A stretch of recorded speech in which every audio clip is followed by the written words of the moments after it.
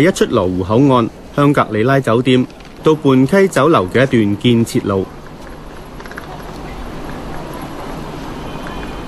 星期日朝早11點，經常見到呢班人坐喺度，一有目標就會跟喺後面。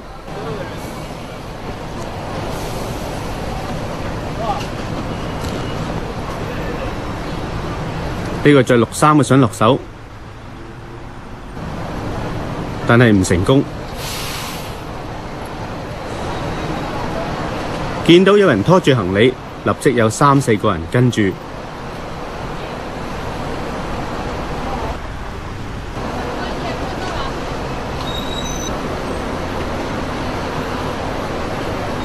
遇到被發現，會有同黨掩護。其中呢個着深色 T 恤嘅出手頻密，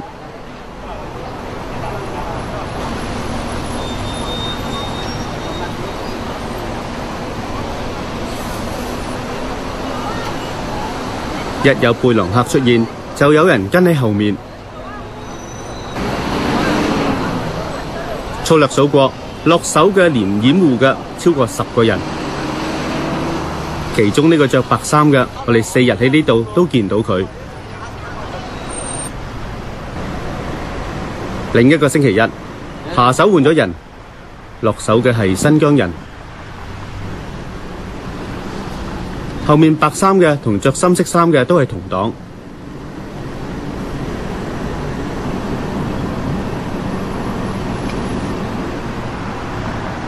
睇中咗目標，可以好有耐性咁跟1、2個街口。着深色衫嘅同黨轉眼又有目標，佢偷咗男事主嘅手機放入褲袋，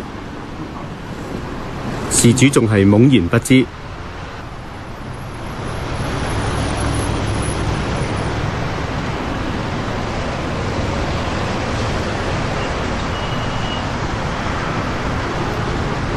呢個新疆扒手出現過好多次，3個星期之前，我哋都見過佢犯案。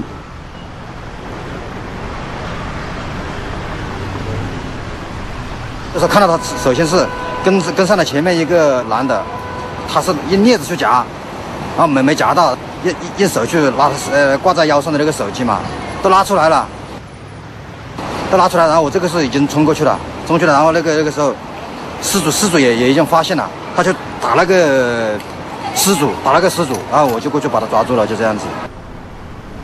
最後喺新疆扒手身上揾到個鉗，佢被送到派出所。捉到小偷嘅唔係警察。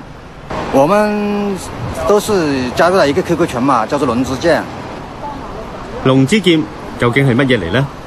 下一節再講。這條路的話，一般都是5、6年。深圳扒手當道，深圳公安局特別成立咗反扒隊對付。不過喺內地犯偷竊案，損失少過2000蚊嘅唔屬於刑事，所以啲扒手捉咗又放，放咗又再捉。為咗自保，民間亦都有人自發組成反扒隊。咁公安同民間點樣分別同小偷鬥法呢？深圳